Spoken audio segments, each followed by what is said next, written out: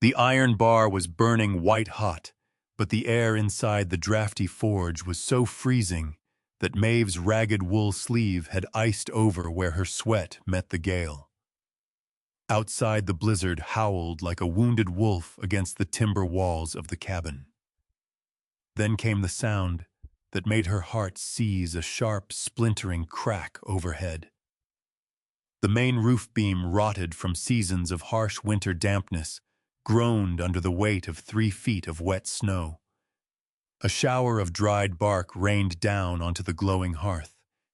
If that timber gave way tonight, it would crush the small cot in the adjacent room, where 8-year-old Abigail lay sleeping, burying them both under a mountain of frozen pine and stone. Maeve Hollister did not scream, nor did she let fear paralyze her hands. In the isolated blue ridges of the Virginia mountains, in the winter of 1882, panic was a luxury reserved for those who had someone else to save them. Maeve had no one. She wiped a mixture of soot and icy sweat from her forehead, with the back of a leather-gloved forearm, her dark eyes scanning the shadowy ceiling.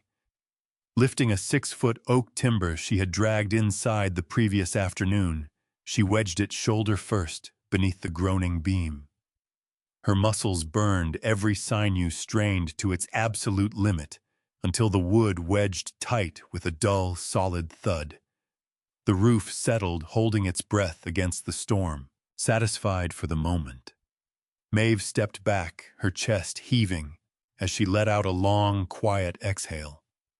Her eyes drifted to the adjoining doorway, where 8-year-old Abigail sat, huddled under 2 worn patchwork quilts. The child's face was pale, her small hands trembling, as she quietly folded scraps of brown wrapping paper into tiny birds by the dim yellow glow of a dying tallow candle. Abigail did not ask for dinner. She had already learned the quiet mathematics of their pantry. When the flour tin sounded hollow, you didn't ask for seconds. From high above the howling mountain winds, the omniscient eye could see the full, heartbreaking picture of Maeve's world, a world bound by snow debt and an unforgiving shadow. Hidden beneath the loose floorboard under the kitchen table sat an old tin canister containing exactly $28 in silver quarters and crumpled greenbacks. 11 miles away, in the brick warmth of the town bank, a foreclosure notice lay on the manager's desk. It bore Maeve's name stamped with a deadline exactly 10 days away. Yet it was not the looming poverty that carved the deep tiredness into Maeve's soul. It was the name painted on the rusted sign swinging outside Hollister's ironwork. 15 years ago, her father, Arthur Hollister, had been led away from this very forge in heavy iron shackles, a master machinist and Union Army veteran. Arthur had been accused of grand embezzlement and treason, alleged to have sabotaged and stolen a fortune in military payroll and supplies during the bloody winter campaigns of the Civil War. He had maintained his innocence until his heart finally gave out in a damp federal prison 6 years later. The townspeople had never forgotten. To the valley, Maeve was not merely an impoverished blacksmith struggling to raise a child. She was the daughter of a traitor who had enriched himself while local boys bled in the snow. Clang! Maeve lifted her 4-pound hand-forge hammer and brought it down against an iron strap resting on her anvil. The ring of cold iron echoed into the night, sharp and rhythmic. Spark showers illuminated her soot-stained apron, her dark hair pinned tightly back, and the deep line of concentration etched between her brows. She was forging iron braces to reinforce the weakened roof beam. She worked not out of passion, but out of absolute necessity. The fire in the forge was dying, and the supply of hardwood logs in the woodbox had dwindled to 3 resinous pine knots. Then came another sound, one that did not belong to the wind or the groaning roof. It was a heavy, dull thud against the thick oak door of the living quarters, followed by a faint, desperate scraping noise. Abigail froze, her paper bird slipping from her small fingers. "Ma," she whispered, her voice trembling. Maeve dropped her hammer onto the anvil. Her right hand moved instinctively to the timber wall where her late father's heavy iron pry bar leaned against the frame. In 1882, on an isolated mountain trail during a killer storm, a midnight visitor was almost always danger, either a desperate outlaw or a starving drifter driven mad by the cold. "Stay under the quilts, Abigail," Maeve said, her voice dropping into a steady, protective register. "Keep quiet and stay low." She stepped out of the forge and into the main cabin room. The air was frigid enough to turn her breath into thick white plumes. Cautiously, Maeve slid the heavy iron latch free and pulled the door open a single inch. The mountain gale tore the heavy wood violently from her grip, slamming it wide against the interior wall. A blinding spray of white snow and freezing sleet blew across the rough plank floorboards. Collapsing over the threshold, face down into the snow, was a man. He was old, well past 70. His silver hair was matted with ice, his wool coat frozen stiff as cardboard, and his lips were a terrifying shade of blue-gray. He had no horse, no lantern, and no gloves. His bare fingers were stiff white and curled like dried talons. He had simply walked through the killing dark until his body gave out against her door. Maeve set the iron bar aside. Every instinct born of 15 years of social isolation screamed at her to be cautious. The valley had shown her no mercy. Why should she offer it to a stranger? But as she looked down at the old man's rattling chest and listened to his shallow, desperate wheezing, her father's voice echoed in her memory. "A cold heart, Maeve, is the only thing heavier than cold iron." "Abigail!" Maeve shouted over the howling wind. "Get the heavy wool blankets from my bed. Hurry!" Maeve grabbed the old stranger under his arms and hauled him fully inside. He was surprisingly light, his frame frail beneath the heavy wool. She kicked the heavy door shut against the storm, dropped the iron bar into place, and dragged the man toward the stone hearth. She knelt on the braided rug, stripping away his icy coat and wet boots. She threw the last 2 pine knots onto the embers, forcing the flames to roar back to life, and wrapped the old man in every blanket they owned. While the kettle began to hum on the iron stove, Maeve sat back on her heels. She looked at the old man's weathered face. He looked like a man who had spent his life behind a desk or on a judge's bench. His hands, though frozen, bore no thick calluses of manual labor. The stranger shifted a long, shuddering sigh, escaping his cracked lips. His eyes fluttered open, cloudy, pale blue eyes filled with disorientation and pain. "Easy, sir," Maeve said quietly, lifting his head to press a tin cup of warm water and dried clover tea to his mouth. "You're inside. You're safe." The old man swallowed greedily, coughing as the warmth hit his lungs. My horse," he rasped, his voice sounding like dry paper sliding across stone. "The ice. It went down." "Don't worry about the horse now," Maeve replied firmly, tucking the blanket around his chin. "You made it to shelter. That's all that matters tonight." He stared up at her through the dim firelight, his pale eyes taking in her soot-marked cheek, her stern, protective posture, and the quiet dignity of her small cabin. "Who?" the old man whispered, his breath pluming in the room. "Who do I owe my life to?" Maeve paused, her jaw tightening slightly, as she anticipated the usual flinch or cold recognition that always followed her family name. "My name is Maeve," she said flatly. "Maeve Hollister." The old man's eyes widened slightly, a strange, unreadable shadow passing over his weathered face. His hand, shaking uncontrollably beneath the blanket, reached out and gripped her wrist with surprising strength. He stared at her face, then looked past her into the open doorway of the workshop, his gaze landing directly on the custom-forged tools hung on the wall. A heavy, suffocating silence fell between them, louder than the storm outside.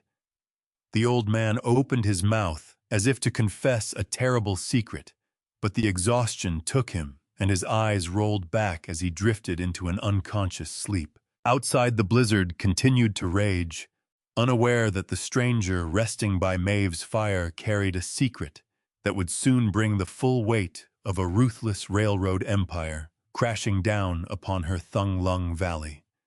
The storm raged uninterrupted for 2 full days, locking the Blue Ridge Gap in a vault of blinding white and howling ice.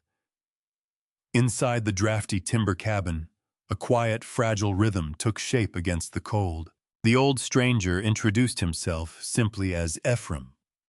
He was quiet and soft-spoken, moving with a stiff, careful grace that spoke of advanced age and old forgotten injuries.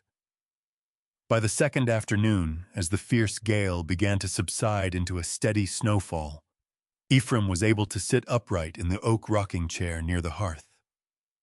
His sharp, analytical eyes watched everything with a quiet intensity.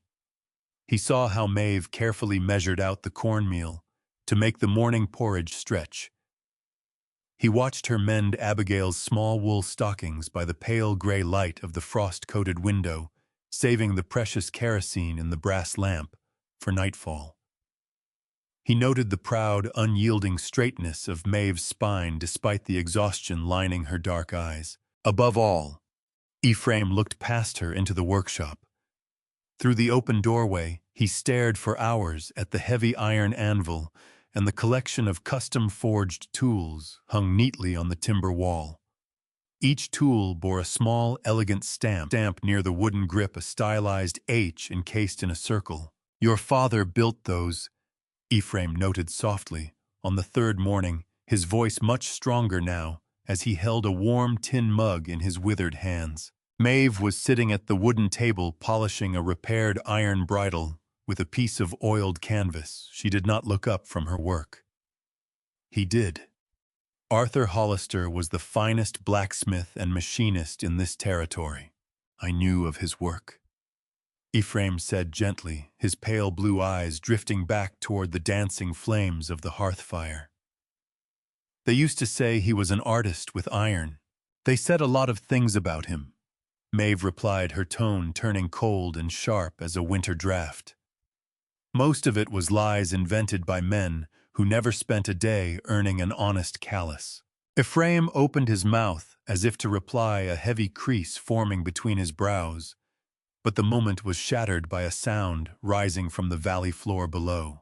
It was a sound that did not belong to the quiet wilderness, the rhythmic, heavy crunch of multiple horses breaking through the crust of frozen snow, accompanied by the metallic clinking of iron harnesses and leather saddles. Maeve stood up instantly, her hand moving by habit to the iron pry bar resting near the doorframe.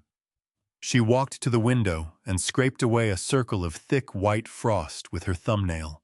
Approaching up the narrow mountain trail was a procession of 6 mounted men. 5 of them were rugged armed guards riding heavy workhorses, wearing thick canvas coats and carrying lever-action rifles in leather scabbards. But it was the man leading the party who commanded the entire landscape. He rode a massive pure black Percheron stallion that cut through the deep snowdrifts like a warship through frozen water. The rider was a man in his late 90s or late 40s, broad-shouldered and imposing, dressed in a tailored coat of dark imported wool with a deep collar of dark mink fur. A heavy gold watch chain gleamed against his waistcoat in the crisp morning sunlight. Everything about his posture radiated immense, untouchable wealth and absolute, unyielding authority. "Garrett," Ephraim murmured from behind her, leaning heavily on a carved wooden walking stick as he shuffled slowly toward the glass. "You know him?" Maeve asked without turning her eyes, remaining fixed on the strangers. "Hi is my son." Ephraim sighed, a deep, weary sadness weighing down his words. "And he does not know how to walk gently upon the earth." Out in the snow-covered yard, the black stallion came to a halt 10 feet from the cabin porch. The rider looked up at the sagging timber roof, the rusted stovepipe blowing thin gray wood smoke, and finally at Maeve as she stepped out onto the wooden porch, pulling her heavy wool shawl tight around her shoulders. Abigail peeked timidly from behind her mother's skirt. The wealthy man dismounted smoothly, his polished leather riding boots crunching hard into the frozen crust. He did not remove his black hat. He looked at Maeve not as a person, but as an auditor evaluating an inconvenient piece of real estate. "I am Garrett Croft," he declared. His voice was deep, resonant, and entirely accustomed to immediate compliance. "My father went missing 3 days ago when his carriage went over the embankment at the lower turn. I assume he is inside." Before Maeve could answer, the heavy oak door swung open further, and Ephraim stepped onto the porch, wrapped tight in one of Maeve's hand-woven blankets. Garrett let out a sharp breath, the visible tension leaving his broad shoulders. "Father, you're alive. You have no idea the panic you caused in Richmond. The search parties have been out since dawn yesterday." "I am alive, Garrett," Ephraim said dryly, his voice firm, "because this woman opened her door when you were sitting in a warm hotel room 5 miles away in town." Garrett shifted his dark gaze back to Maeve. His cold eyes swept over her worn wool dress, her soot-stained hands, and the humble timber cabin behind her. "Then a debt is owed," Garrett said crisply. He reached inside his heavy wool coat and pulled out a rich, leather-bound ledger along with a silver fountain pen. He opened the ledger, uncapped the pen, and signed his name with a swift flourish at the bottom of an official, pre-stamped bank draft. He tore the heavy parchment from the book and held it out toward Maeve. "I am Garrett Croft, president of the Northern and Appalachian Railway." He stated, his voice flat and businesslike. "My company has just finalized the purchase of the land rights for this entire gap. We are driving the main trunk line directly through this valley to connect the coal fields to the coast." Maeve did not reach for the paper. She stood perfectly still, her dark eyes locked onto his face with a piercing intensity. "I know who you are, Mr. Croft," Maeve said evenly. "And I know what your railway does to mountain land. Then you know I do not waste time." Garrett continued, stepping closer to the porch. "This cabin sits directly in the center of the proposed grade. Furthermore, I am fully aware of your family's financial situation. I know the local bank holds a delinquent mortgage of $400 on this parcel, and they intend to foreclose next week." He held the bank draft out further. The heavy paper fluttered softly in the freezing wind. "I am offering to buy this property from you today," Garrett said. "Write whatever number you think is fair. 5,000, 10,000. It will be enough to take your daughter, leave this wretched valley, and buy a fine home in Baltimore or Philadelphia, somewhere where nobody knows the name Hollister." Abigail gasped softly behind her mother, clutching the dark fabric of Maeve's dress. Maeve looked down at the blank check fluttering in his gloved hand. It was an unfathomable fortune. It meant warmth, endless food security, and a total escape from the cruel, whispering townspeople who had mocked her childhood. It meant a bright future for Abigail. "And what happens to the cabin?" Maeve asked, her voice dangerously quiet. "What happens to my father's forge?" "The surveyors arrive at dawn tomorrow," Garrett replied coldly, without a hint of malice, simply stating a commercial fact. "The cabin will be demolished, the timber burned, and the forge cleared. The grade must be leveled by the end of the month." He stepped up onto the bottom wooden step of the porch, casting a long, dark shadow over the two women. "Take the money, Miss Hollister. You are the daughter of Arthur Hollister, a man who died in shame as a traitor. Don't let your stubbornness ruin your daughter's future, the way his crimes ruined yours. Write the number." A suffocating silence fell over the snowy yard.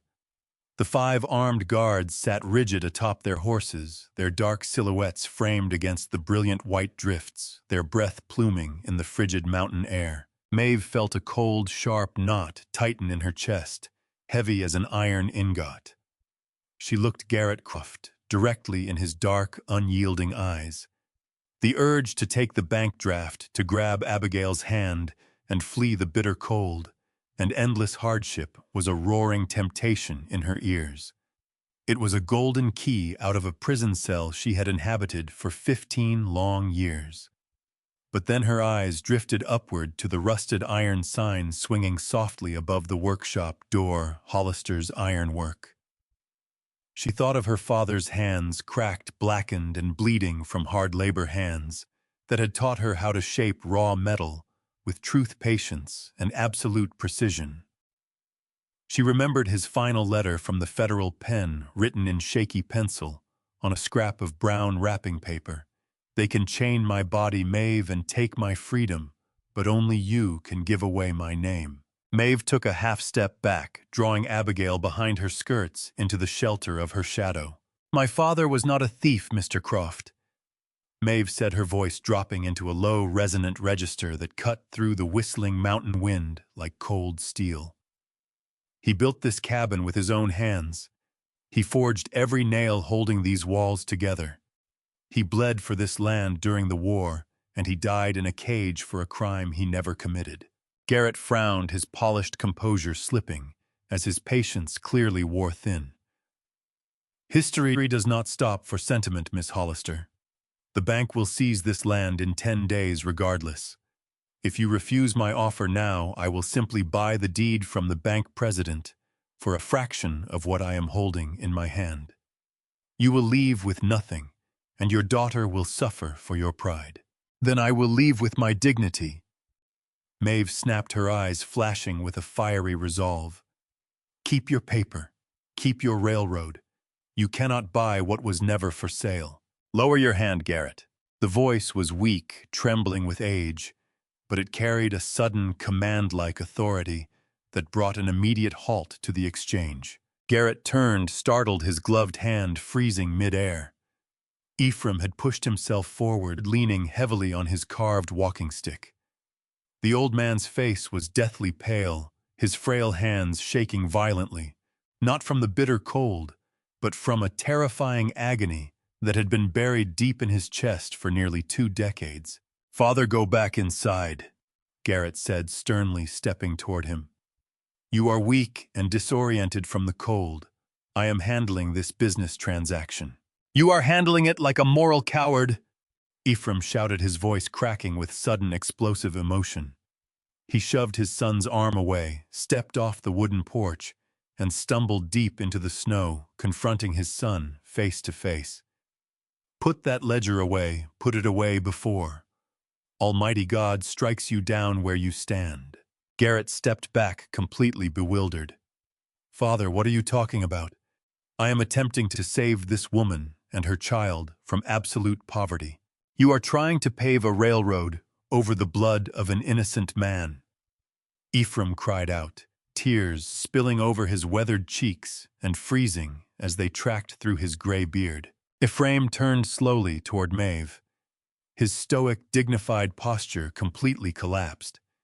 He fell to his knees in the deep snow before the small wooden porch, his head bowed low, his thin shoulders heaving with ragged, uncontrollable sobs. Father, Garrett exclaimed, kneeling beside him to grab the old man's coat. Get up off the snow. Leave me, Ephraim commanded violently, shoving his son's hands away. He looked up at Maeve, his pale blue eyes wide and brimming with a raw, agonizing remorse that chilled her to her bone. 18 years ago, Ephraim wept, his cracking voice carrying clearly across the frozen valley. December 1864, the Cumberland supply train. 300 Union soldiers were trapped in a mountain pass, freezing to death, cut off by Confederate artillery. The quartermaster's payroll, $50,000 in gold bullion, and the entire winter supply stock vanished from the military depot records overnight. Garrett froze in place, his face turning as white as the snow around him. He knew the story. Every military historian and industrialist in the state knew the legend of the Cumberland heist. A master mechanic. Ephraim continued, his tear-filled gaze locked onto Maeve. A civilian contractor named Arthur Hollister was arrested. The official ledger books showed his signature on the transfer receipts. He was tried in a military court, convicted of treason, and sent to a prison where his heart finally broke. Ephraim reached into his inner wool pocket with a trembling hand and pulled out a small, heavy object. It was a brass-bound pocket ledger, ancient and dark, its leather cover stained with old watermarks. "Arthur Hollister didn't steal that gold," Ephraim whispered, his voice trembling violently. "The depot commander, Colonel Vance, took the gold to pay off his own crippling gambling debts in Philadelphia. When the federal audit came down, Vance forced me, his chief civilian accountant, to forge Hollister's signature on the transfer documents." Maeve felt the world tilt beneath her boots. The snowy pine trees seemed to sway in a dizzying circle. She gripped the porch railing so tightly, her knuckles turned white as bone. What did you say?" "I was young," Ephraim sobbed, covering his tear-streaked face with his gloved hands. "I had a young... Garrett Vance threatened to ruin my family. He swore he would ensure Garrett never went to university, never built a name, never had a future. I was terrified. I kept quiet. I sat by as they hauled Arthur Hollister away in iron chains." Garrett stood frozen as if struck by lightning, his mouth slightly open. "Father, no. I sat in my comfortable mansion in Richmond while that good man rotted in a damp cell," Ephraim roared at his son, his voice filled with a desperate hatred for his own past cowardice. "And when I was starving in the blizzard 3 nights ago, dying in the ice, whose door did God bring me to the daughter of the man I murdered with my silence? She gave me her last wood. She fed me her last meal. She saved my life." Ephraim reached out his trembling hand, grasping the dark wool hem of Maeve's apron. "She saved the life of the monster who destroyed her father." Maeve could barely breathe. 15 years of paralyzing shame. 15 years of being called the daughter of a traitor. 15 years of spat-upon footsteps whenever she walked through the town square, all built upon the cowardice of the old man weeping at her feet. Garrett slowly looked up from his father to Maeve. The ruthless, untouchable Iron Baron was gone. In his place stood a man whose entire legacy, family pride, and railroad empire had just been shattered into jagged, irrecoverable pieces. Is this true, Father?" Garrett asked, his voice barely a whisper against the wind. "Every word." Ephraim wept. "I kept the original transfer ledger hidden in my safe for 20 years, intending to burn it. I brought it on this journey because I couldn't sleep anymore. The guilt was killing me." Garrett turned slowly to look at Maeve. She stood tall on the small wooden porch, her arm wrapped tightly around her daughter, tears streaming down her soot-stained face, her chin held high, proud and unbroken. "Now, Mr. Croft," Maeve said, her voice ringing with an overwhelming, cathartic power that echoed across the valley. "Tell me again, how much is my father's memory worth on your bank draft?" Garrett Croft stood motionless in the snow, his leather ledger heavy in his gloved hand. The profound, suffocating silence of the Blue Ridge Gap settled over the clearing, punctuated only by his father's ragged, quiet weeping. The 5 mounted guards remained frozen, their heads bowed deeply, moved by the tragic revelation that had just laid bare the origins of an empire. Slowly, Garrett dropped to his knees beside Ephraim. All traces of the cold, arrogant railway president had vanished. He placed his broad hands under his father's frail arms, gently raising the old man from the icy earth. Step by step, Garrett guided Ephraim back up the porch stairs and into the cabin, placing him carefully into the wooden rocking chair beside the hearth, where the firelight cast a soft, warm glow over his weathered, tear-stained face. Then Garrett walked back out onto the porch alone. He looked across the yard toward the towering granite cliffside of the eastern ridge, a massive, solid wall of gray stone that overlooked the valley floor. As a master engineer, Garrett knew the staggering reality of what lay before him. To reroute a railroad line around that immovable granite wall would require months of heavy blasting, thousands of pounds of black powder, and over $60,000 in unexpected labor costs. It was an absolute economic catastrophe for his company. Garrett reached inside his thick wool coat and pulled out the foreclosure notice he had purchased from the town bank 2 days prior, the legal paper that granted him the power to strip Maeve of her home and cast her into the snow. He looked at Maeve, who stood near the doorframe, holding her quiet daughter tightly against her side. Her face was washed clean by tears, but her posture was as unyielding as the mountains surrounding them. With deliberate, solemn precision, Garrett Croft took the heavy parchment document in both hands and tore it directly down the middle. The sharp crack of ripping paper echoed through the quiet valley like a rifle shot. He folded the pieces and tore them again, and then again, until the paper was nothing more than ragged white scraps. Opening his hand, he allowed the icy mountain wind to catch the fragments, scattering them across the white snowdrifts like falling leaves. "The debt on this property is extinguished, Miss Hollister," Garrett said, his voice deep, gravelly, and stripped of all pride. "This land, this cabin, and this forge belong to you and your daughter, free and clear forever." "And what of your railroad, Mr. Croft?" Maeve asked, her heart pounding against her ribs as she searched his eyes. Garrett turned his gaze back to the massive wall of gray stone. A quiet, resolute expression settled over his features. The look of a man who had finally discovered something far more valuable than profit margins and train schedules. "Then we blast the granite," Garrett declared softly. "Tell your late husband's memory and your father's memory to forgive us for the noise, Miss Hollister. We will be dynamite blasting that mountain face for the next 3 months. It will be loud, expensive, and difficult, but no train will ever run through your valley floor." He reached into his waistcoat, pulled out a silver fountain pen, and wrote a brief signed statement on the back of his personal calling card. He handed it to Maeve. "My legal counsel in Richmond will officially file a petition with the Commonwealth Governor tomorrow morning," Garrett said, looking her directly in the eye. "We will present my father's ledger and the sworn confession.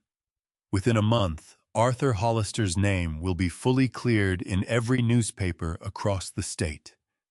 The federal record will reflect the truth your father died an honorable man." Maeve looked down at the white card in her hand. Fresh tears came, but they were no longer bitter. They were hot, cleansing, and cathartic, washing away 15 years of isolation, shame, and silent suffering. She covered her mouth with her hand, her shoulders trembling, as she finally let go of the crushing burden she had carried alone for so long. Abigail looked up at her mother, her bright eyes wide with hope. "Is Grandpa safe now, Ma?" Maeve dropped to her knees and pulled her daughter into a fierce, tight embrace, burying her face in the child's soft hair. "Yes, my darling," she sobbed softly. "Your grandpa is finally home." Spring arrived late in the Blue Ridge Gap that year, but when the thaw came, it brought a breathtaking rebirth.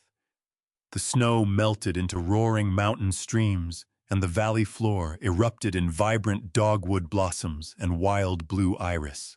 The peaceful quiet of the forge was frequently broken by the distant booming thunder of dynamite echoing from the eastern ridge. Garrett Croft had kept his word. Hundreds of laborers worked day and night, carving a monumental sweeping curve directly through the granite mountain, preserving the humble Hollister homestead untouched below. One warm May afternoon, a railway courier rode up the mountain trail, delivering a heavy wooden crate to Maeve's front porch. Inside lay a heavy cast-iron plaque, its background painted jet black with raised metal letters polished to a brilliant gold.